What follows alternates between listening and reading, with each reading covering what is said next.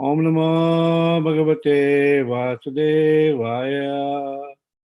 Narayanam Namaskrityam Naram Chaiva Narottamam Devim Saraswatim Vyasam Tato Jayamudiraye Nasta Prahe Svabhadreshu Nityam Bhagavata Sevya Bhagavate Uttama Sloke Bhakti Bhavati Naistiki.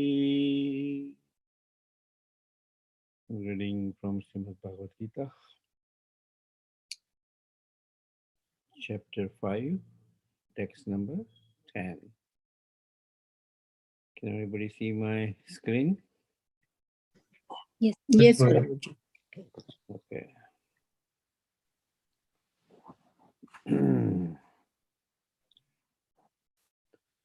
Brahmani adhaya karmani sangam tyaktva karoti ya lipyate nasa papena padma patram Ivam basa brahmani adaya karmani sangam tyaktva karotiya lipyate na sa papena padma patram ivam basa brahmani adaya karmani sangam tyaktva karotiya lipyate na sa papena padma patram ivam basa. Anybody will like to chant?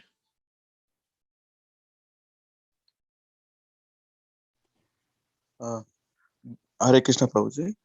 Yeah. Brahmani adya karmani sangam taktva karoti ya lipyate nasa papena padma patram ivam basa.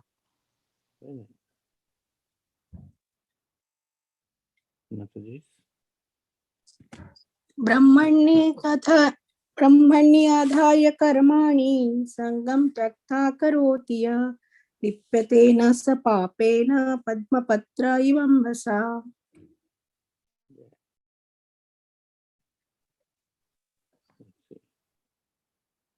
ब्रह्मण्याधाय कर्माणि संगम त्यक्त्वा करोति यः लिप्यते न स पापेन पद्मपत्रमिवाम्भसा. Okay. Brahmani onto the Supreme Personality of Godhead. Adhaya, resigning. Karmani, all works. Sangam, attachment. Tyaktva, giving up. Karoti, performs. Yaha, who. Lipyate is affected. Na, never. Saha, he. Papena, by sin. Padma, Padma Patram, a lotus leaf. Eva, like. Ambasa, by the water. Translation purport by His Divine Grace, A.C. Bhaktivedanta Swami Prabhupada. Sir Prabhupada ki jai. Jai. One who performs his duty without attachment,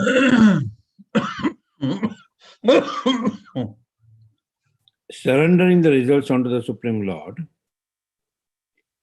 is unaffected by sinful action, as the lotus leaf is untouched by water. Again, one who performs his duty without attachment, surrendering the results onto the Supreme Lord, is unaffected by sinful action, as the lotus leaf is untouched by water. Purport. Here, Brahmani means in Krishna consciousness. The material world is a sum total manifestation of the three modes of material nature: technically called the Pradhan. The Vedic hymns Sarvam hi etad Brahma from Mandukya Upanishad or Tasmad etad Brahma Nama Rupam Annam Chajayate, and the Bhagavad Gita 14th chapter third verse Mama Yoni Mahad Brahma indicate that everything in the material world is a manifestation of Brahman. And although the effects are differently manifested, they are none different from the cause. And although the effects are differently manifested, they are non-different from the cause. In the Ishopanishad, it is said that everything is related to the Supreme Brahman or Krishna, and thus everything belongs to him only.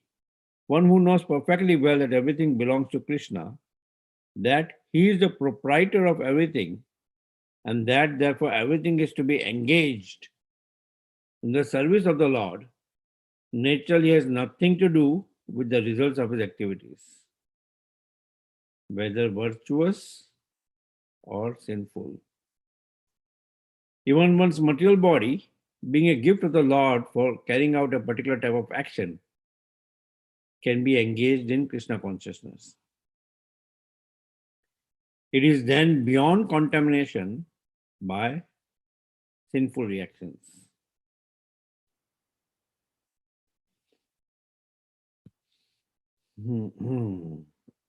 Exactly as the lotus leaf, though remaining in the water, is not wet. The Lord also says in the Gita, 3rd chapter, 30th verse, Mahi sarvani karmani sannyasya. Resign all works unto me, Krishna. The conclusion is that a person without Krishna consciousness acts according to the concept of the material body and senses. But a person in Krishna consciousness acts according to the knowledge that the body is the property of Krishna and should therefore be engaged in the service of Krishna.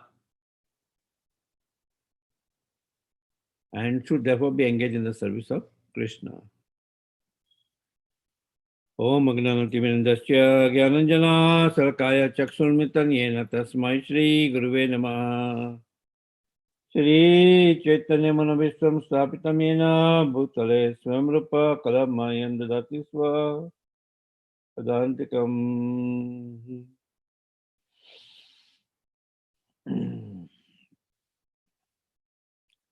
Brahmani adhaya karmani sangam tyaktva karotiya lipyate na sapapena padma patram evam bhasa. One who performs his activities, one who performs his duty without attachment, right, surrendering the results unto the Supreme Lord, is unaffected by sinful action as the lotus leaf is untouched by water. Yeah, nice.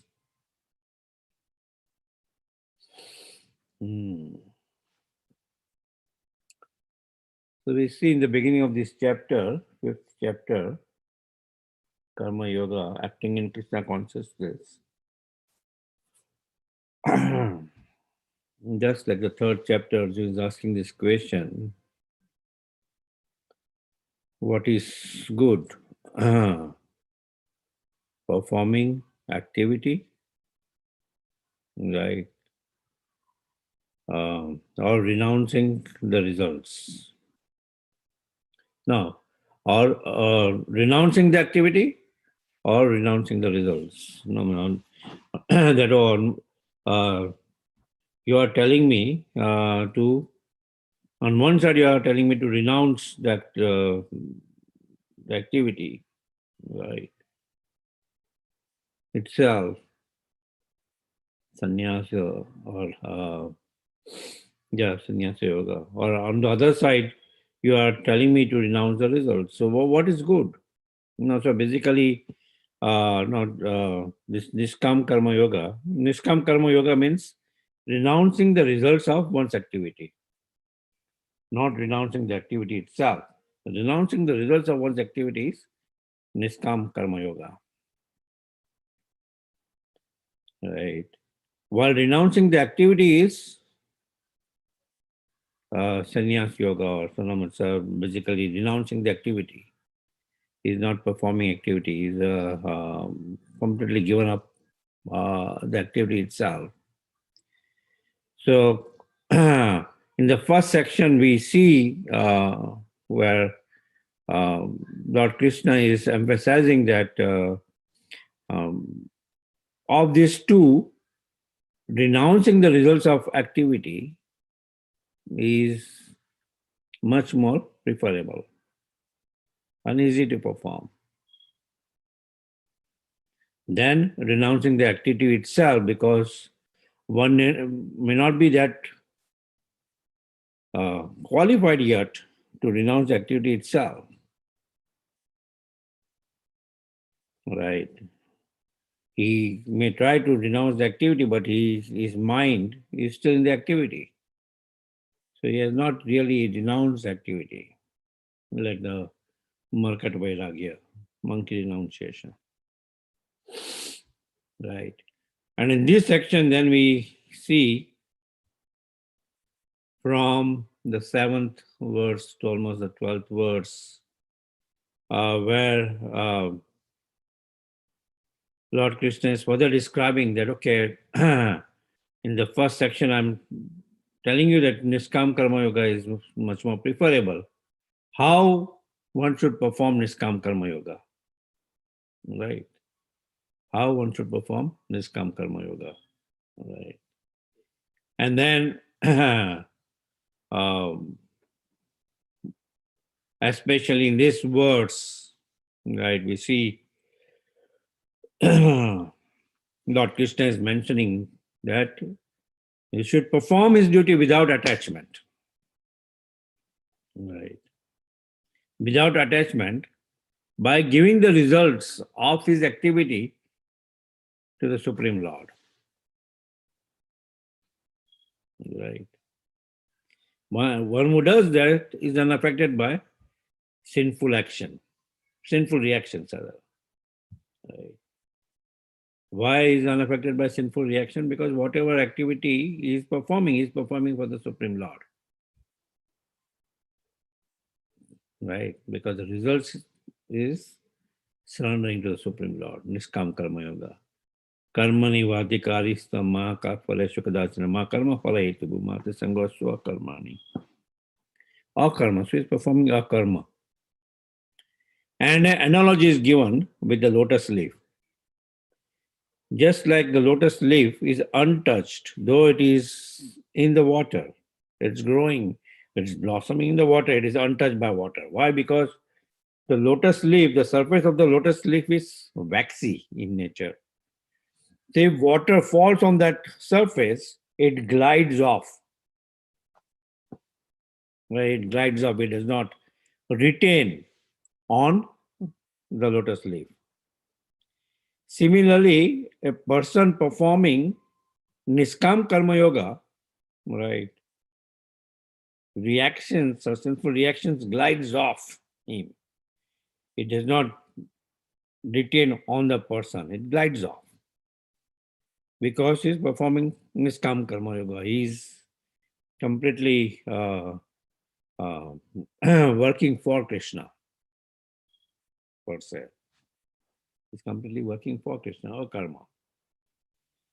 Surrendering his results to the Supreme Lord. Yat karosi, yat asnasi, yat johosi, dadasi, yat tapasyasi kaunte, tad madarpanam, right? Yeah. Yeah, madarpanam. So how to perform Niskam Karma Yoga? Right. Niskam Karma Yoga, person performing Niskam Karma Yoga, what is his realization? Right. He sees all living entities as part and parcel of the Supreme Lord. Right. He sees all living entities as part and parcel of the Supreme Lord. And very well he knows that all these material activities are interaction of senses with the sense objects. Right? When the senses interact with the sense objects, that's a material activity. Right?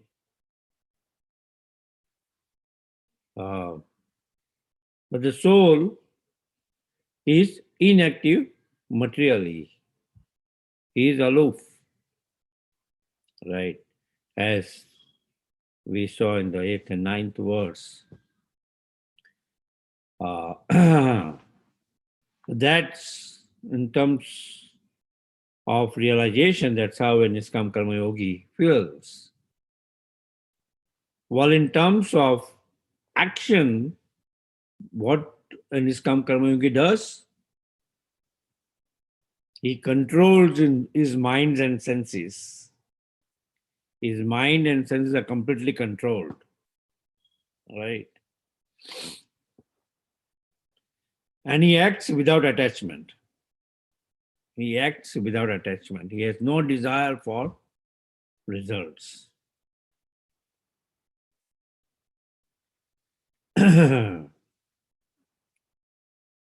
He acts without attachment, no desire for results. Why? Because he surrenders those results to the Supreme Lord.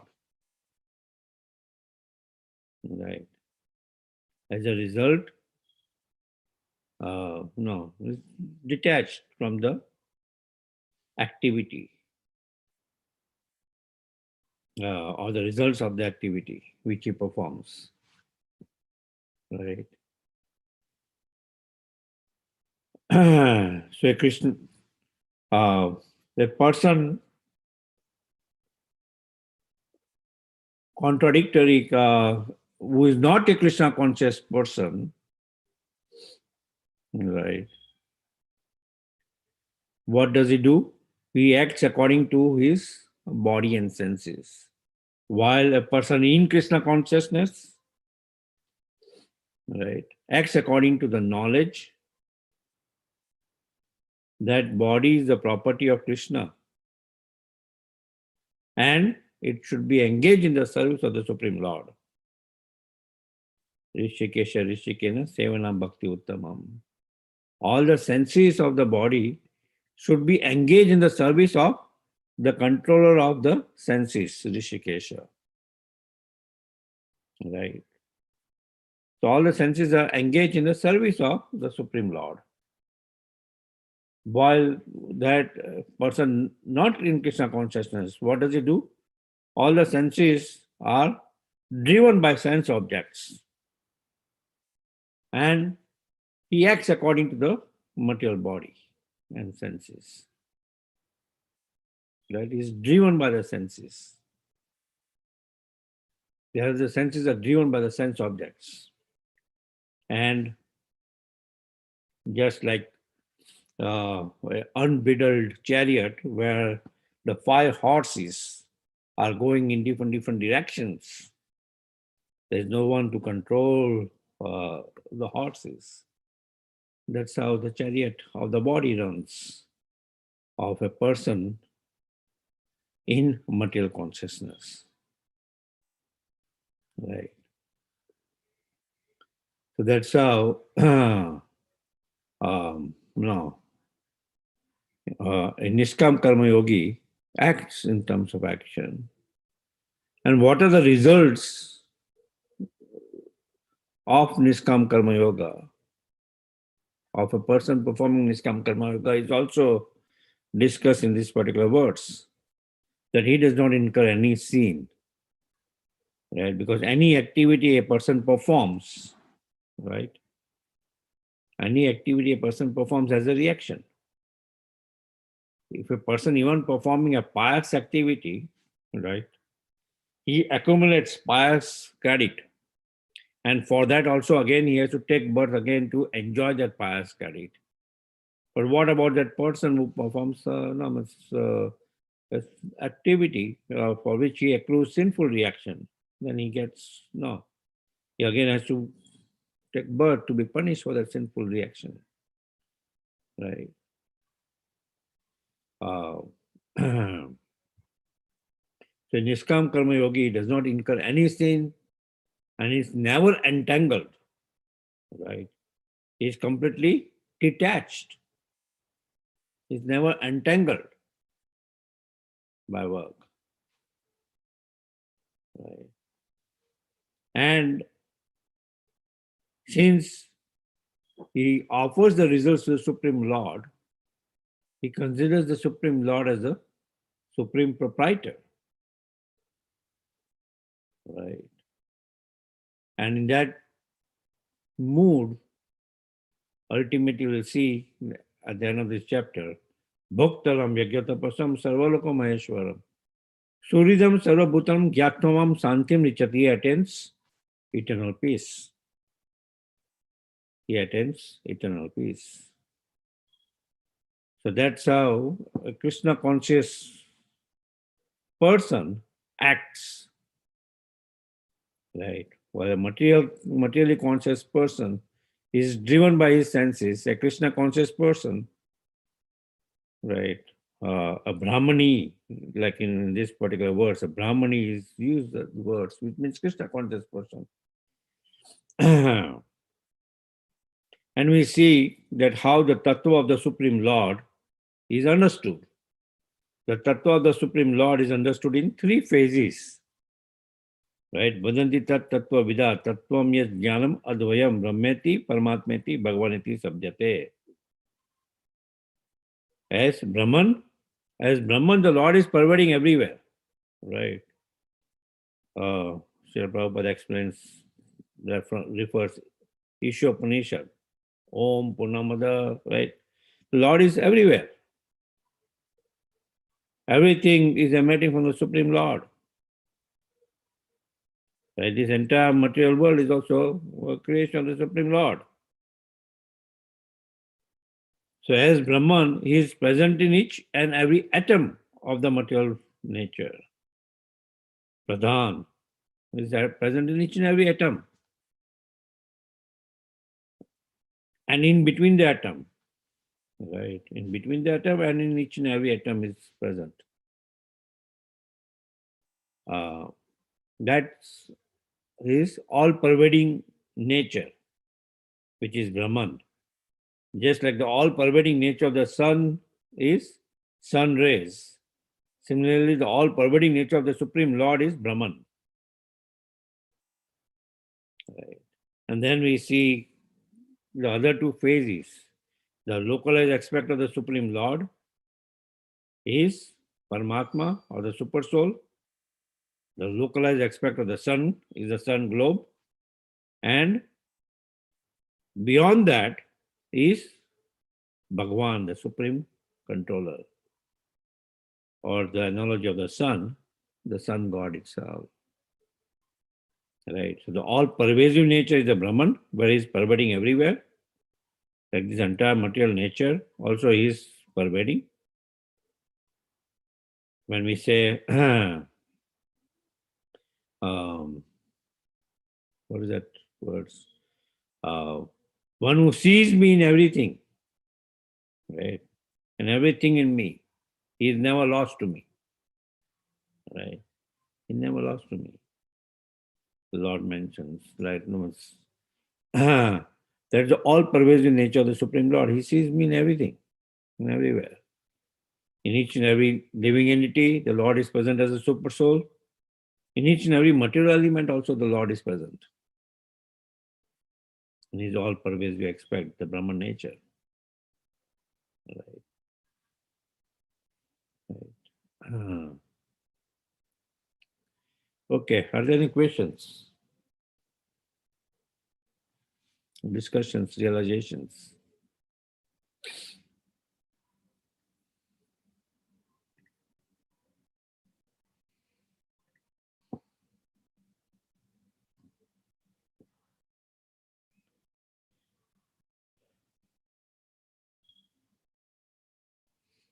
Haribo.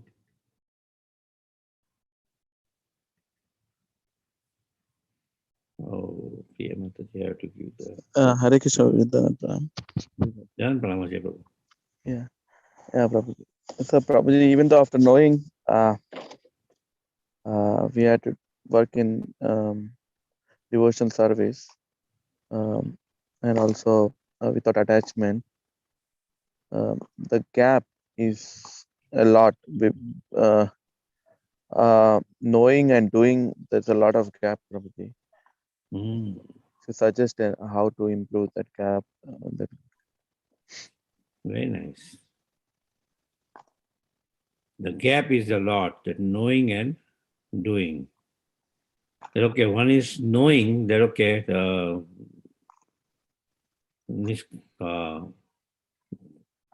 working for the Supreme Lord. That one should work for the Supreme Lord. Right? But actually becoming a Niskam Karma Yogi is difficult. That's what you are saying, right? Yes, Prabhuji. Yes. Yeah. And working for the Supreme Lord also. I Yeah. think both are same, right, Prabhuji? Working for the Supreme Lord and Nishkama Karma Yogi, both are same, right? Yes, yes. Yeah. Niskam Karma Yogi means working for the Supreme Lord. Right, he's performing his activity, but he's performing his activity for the Supreme Lord, or karmi. Right, he's not accruing any reaction to the activity which he is performing. There are three kinds of karma: akarma, karma, and vikarma. Akarma means he performs it only for the Supreme Lord and the activity. Karma means performing an activity for which results, whether bad or good, is affected. And then vikarma, sinful reactions, sinful activity rather. Right. Karma is also translated as fruitive activity. Sinful activity, fruitive activity, and akarma means completely for the Supreme Lord. So the gap, as Ajay Prabhu is asking, the gap of actually knowing about it and really acting on that particular platform, there's a gap. So how do we do that? How do we close that gap? To close that gap, the 12th chapter, it's very nicely described, the chapter of devotional service, where initially it's mentioned, should always think about me. If not, he should always do the activity for me. Not all the way from, okay, be completely a bhakti yogi. If you cannot do that, think about me. If you cannot do that, work for me. If you cannot do that, give the results of your work to me. Or give, how do we initially start? Give certain portion, certain percentage of the results to the Lord, right?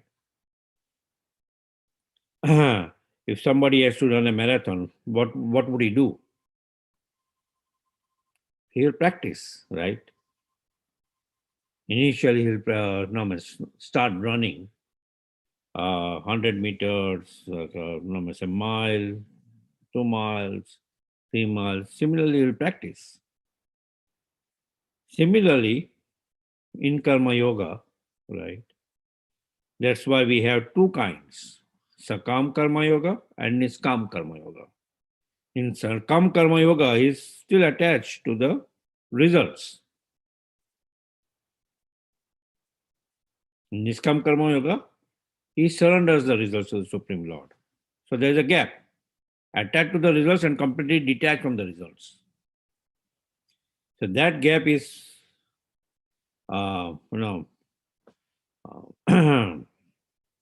achieved by, or that gap is closed by slowly going from Sakam to Niskam.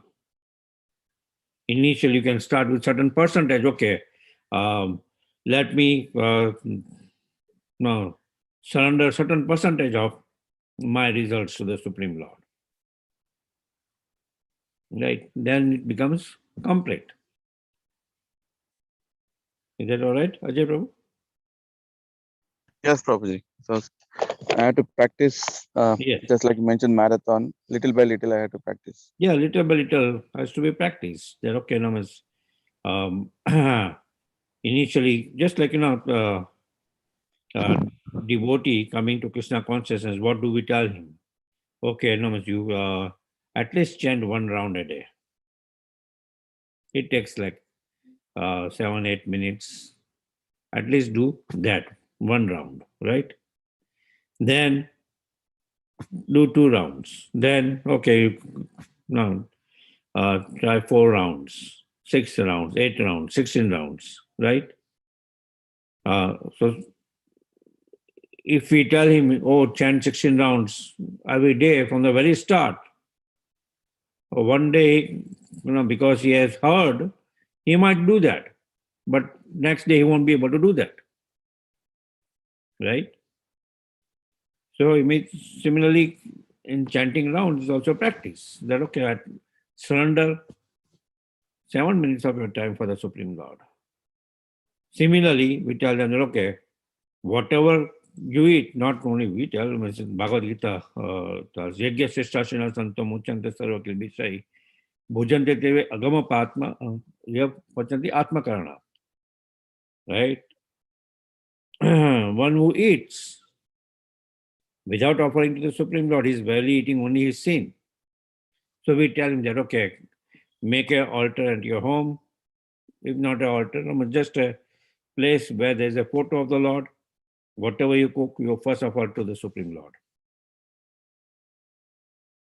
So in that way, also, what he has cooked, he has brought some ingredients from the results of his activity, right? From his income. He has brought some ingredients. He is cooking some food stuff. The activity of offering to the Supreme Lord is, the principle is given. That okay, you apply that principle, and ultimately you will come to the state that whatever you cook only for the Supreme Lord. You will never want to cook for yourself. And then you will partake the prasad. Right? Yes, So see, Prabhuji. the eating part of it is covered. Similarly, the house part, okay, a materialist would say, look, I just want to have this palatial house or this house or that house, so that I can enjoy my senses, sense gratification. What does a Vaishnava do? First thing, somebody had just called me before the class. Oh, we are trying to build a house. We want to do a Bhumi Puja of the house. All right. In Bhumi Puja, what do? We invoke the Supreme Lord on that particular land, where ultimately, he's trying to build a house, which then ultimately becomes the abode of the Supreme Lord. Right. So at least that house, he dedicates it for the, not only for his own sense gratification, but for uh, establishing the Supreme Lord in that house, inviting Vaishnavas in that house, using the house as a temple. Right? So completely then there's a transformation which takes place in the activity which, which he performs in the house. In each and every corner of the house, he would say, oh, okay, I want positive sound vibration of the names of the Supreme Lord. Right? So similarly, those activities will be carried out. So then each and every activity of his becomes Krishna conscious. And thus No, he's surrendering. No, it's not. Then whatever activity which he performs is not bound by the results, because that result is surrender to the Supreme Lord. Is that okay, Ajay Prabhu? Yes, Prabhuji. Hare Krishna. Thank you, Prabhuji. Hare Krishna. Is there any other discussion, realization on the subject matter?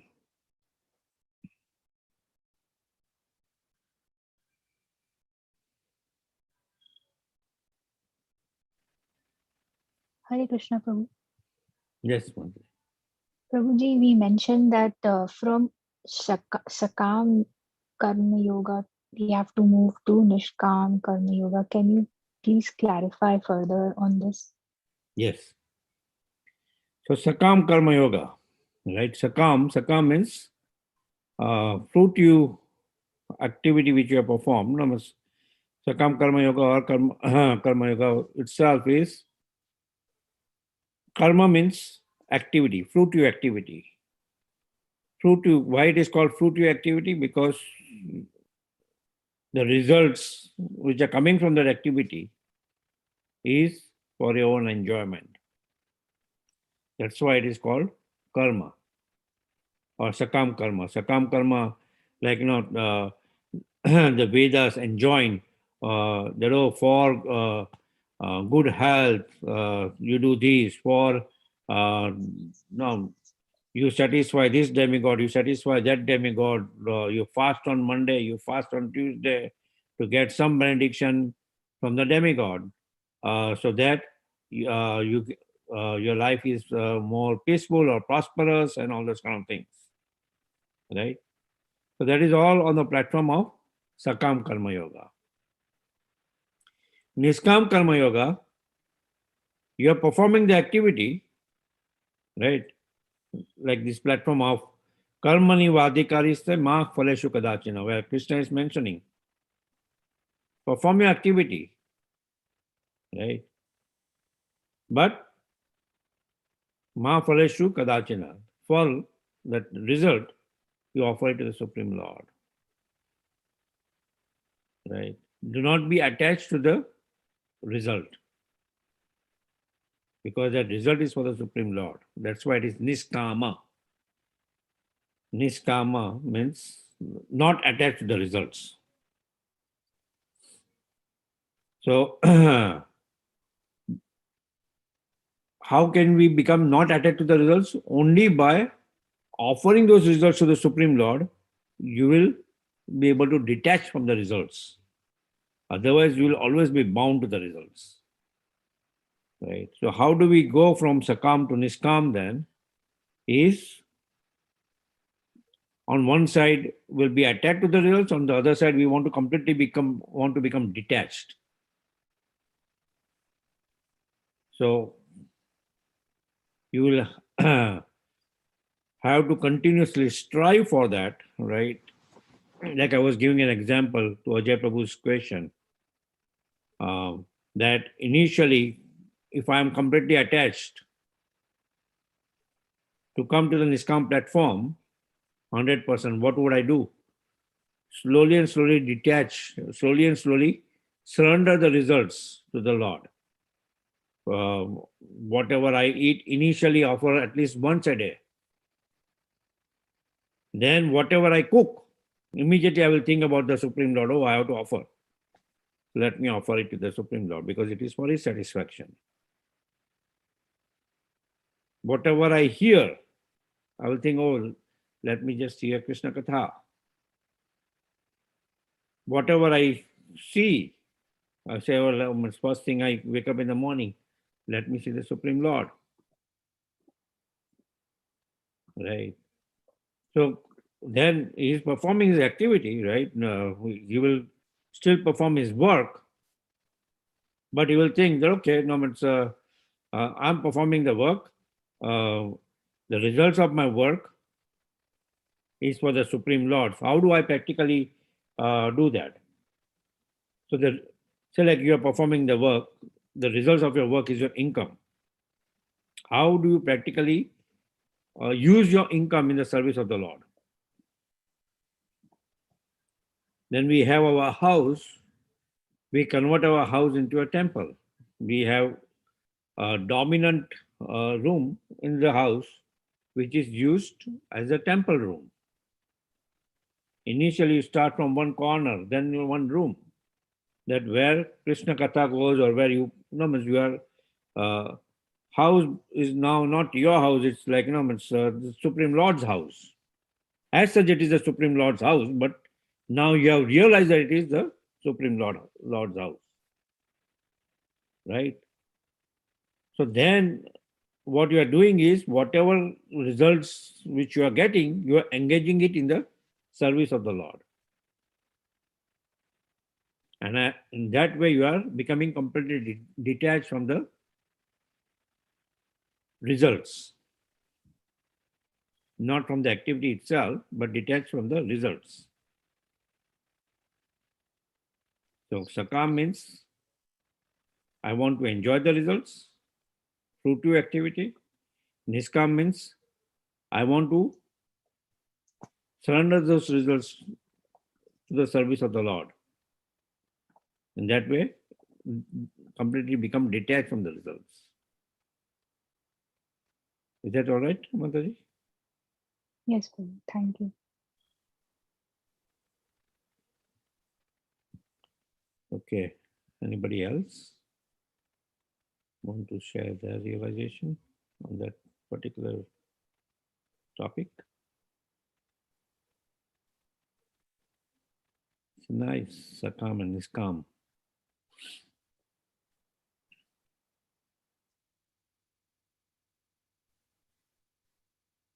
Ultimately, material consciousness and Krishna consciousness. Material consciousness, we all want to enjoy. Like the senses are attracted to sense objects, we want to enjoy. Spiritual consciousness is so, like I see a flower. In material consciousness, oh, the flower is so beautiful.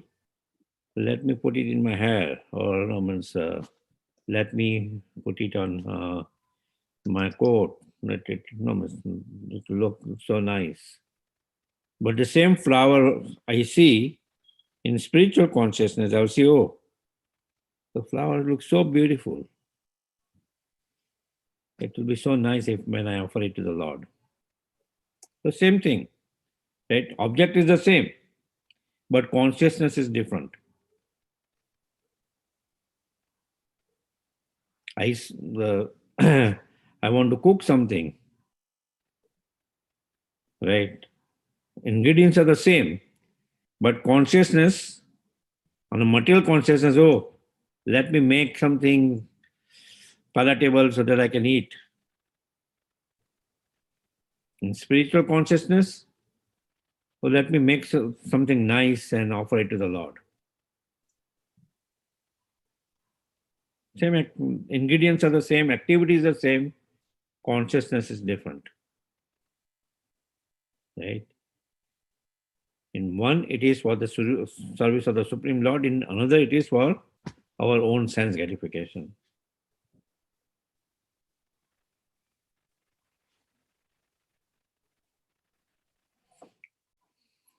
Is that good?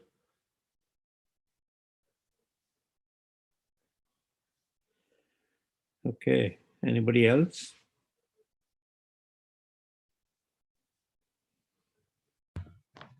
Hare Krishna, Madhupati Prabhu. Yes, Prabhuji. Yeah, not related to today's discussion, but I have a general practical question. Okay. I mean, if you're doing japa and during you're maybe in the middle of the round, and if altar opens, and now you have to stop it, what do you do? Okay.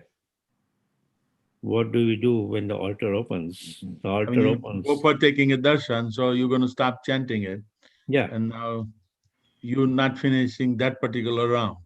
So what do you do? So on a practical level, when you have the mala, you just take that bead out. You don't put it inside, you put it out. So that when next time you again come to that chanting, you start from where you left. Because just like you are doing japa, right? Japa is Right. what? Chanting the holy name of the Lord. And here is Lord is coming, or Lord's darshan is being opened, which means Lord is there, Lord is coming. What do you do? Immediately you stand up, right? To respect the Supreme Lord. If a great person comes by, or you are just sitting, but a great person comes by, what would you do? Immediately stand up. Even when you go to a court, in a material court, you are sitting in the material court, and the judge walks in. What do the usher tell you? Oh, please all stand up as a respect to the judge, right? So similarly, when the altar is being opened, immediately you stand up to take the darshan of the Supreme Lord, be absorbed in the darshan of the Supreme Lord. And in that humility, then immediately you fall down at the lotus feet of the Supreme Lord as in form of the obeisances, to offer respects. Right? So let me show you the mala. So at that particular time, you are chanting your rounds. What do? You just keep your bead like this. On that particular bead on which you are chanting. So that next time, after the altar is open and you offer your obeisances, and when you are coming back to the chanting, you start from where you left.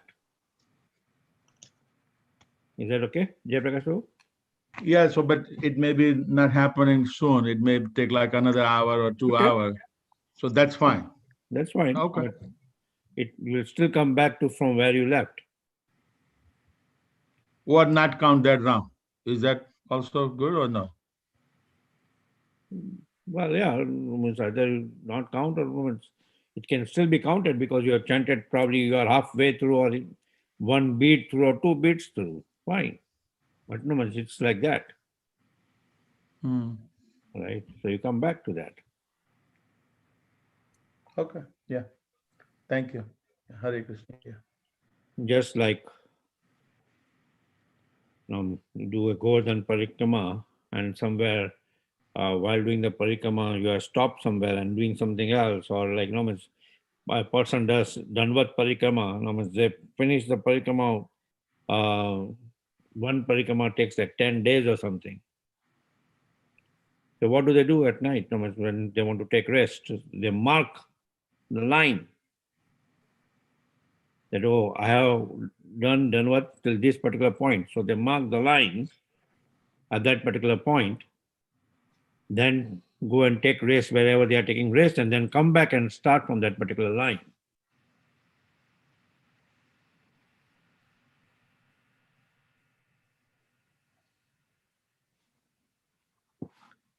Yeah. Thank you, Hare Krishna. Yeah. Okay. Really. Yeah. Sure, Prabhu, 803, all right. Jai. Yeah. Thank you. I can go to 805, no problem, right? Because you went to 705. Hari Paul, Jai. Yeah.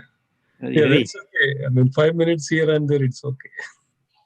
Jai, Jai. Hari, Hari. Yeah. No Thank problem. you. Thank you so much. Wonderful discussions, wonderful realization.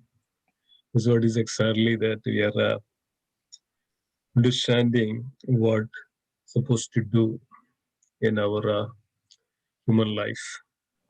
So Bhagavad Gita teaches us. It's very wonderful. Exactly, we need to gradually we are learning this. We are on the 5th chapter. Work in Krishna consciousness or action in Krishna consciousness. It's so beautiful, so powerful, and this real transcendental knowledge. So please join every day. In our Bhakti Risha, we are on 17th chapter. We are finishing up 17th chapter and we are getting into 18th chapter. So nice, so wonderful. And, so we'll, again, here in the 7 o'clock class, it's the 5th chapter. So this is considered as ABCD, or the basics of the spiritual understanding. So we have to thoroughly understand Bhagavad Gita.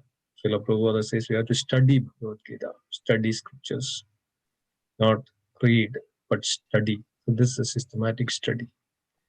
So thank you all for joining for a wonderful class. So please continue to do so. Without, we can do so many things, every day there are tons of things to do. But how long we'll do that? But this just itself, just hearing and putting it in our heart, applying it in our life, that's a perfection. So thank you so much. Let us thank everybody and all the Vaishnava devotees of the Lord, saying 3 times, Mancha Kalpatarubhasya, Kripa Sindhubhye Evacha, Padidana Pavanebhyo, Vaishnavebhyo Namo Vaishnavavrundi Raj Bhagavad Gita ki Srila Prabhupada ki Jai, Jai. Vaishnava Gaura ki. Premanande. Hari Hari Bol. Hari Hari Bol. Thank you. Thank you, Madhupati Prabhu. Thank you, Prabhuji. Great class and Thank you, wonderful. Prabhuji. Hare Krishna. Hare Hare Krishna.